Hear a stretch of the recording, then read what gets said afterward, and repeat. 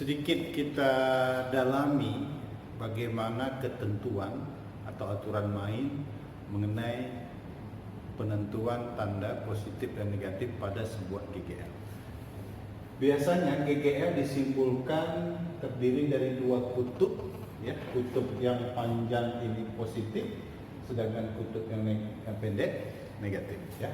Jadi nanti begini, seandainya arus pertama kali ketemu kutub yang panjang, ya, ketemu kutub yang panjang, maka aturan mainnya kalau ketemu kutub yang panjang, contohnya seperti ini, ya, perhatikan gambar, arus pertama kali menjumpai kutub yang panjang, maka GGL bertanda positif, ya, GGL bertanda positif.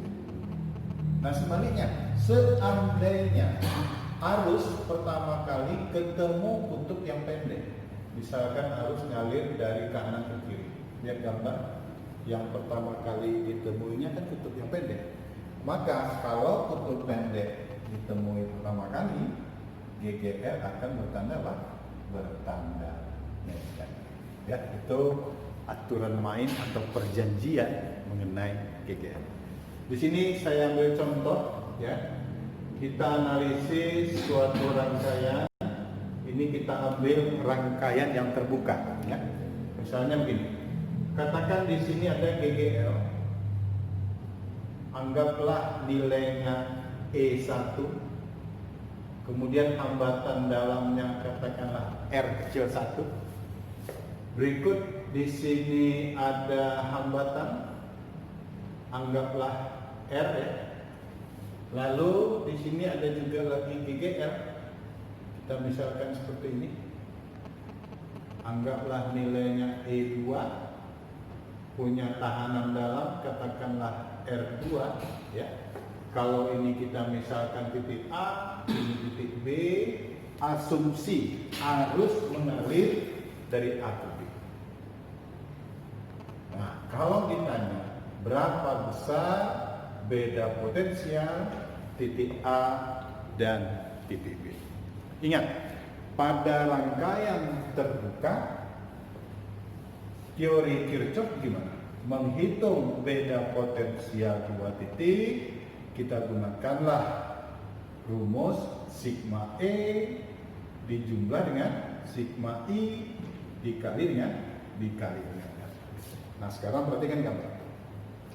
Arus I ketika melewati GGL E1, yang pertama kali ditemuinya kutub yang mana? Lihat. Ketika I melewati E1, pertama ketemu kutub yang panjang, maka E1 berilah tanda positif. Ini yang pertama.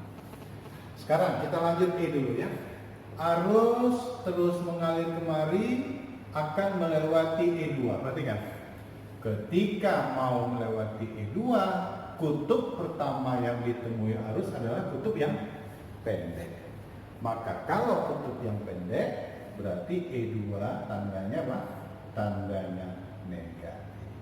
Itulah aturan untuk menentukan positif atau negatif sebuah GGL.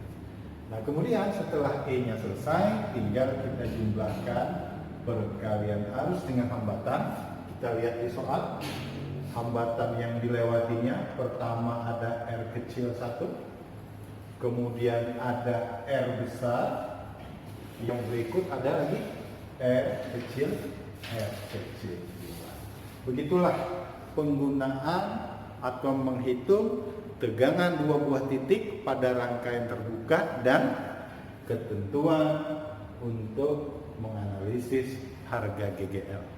Ketemu kutub panjang, E-nya positif. Jika ketemu kutub pendek, E-nya bertanda negatif.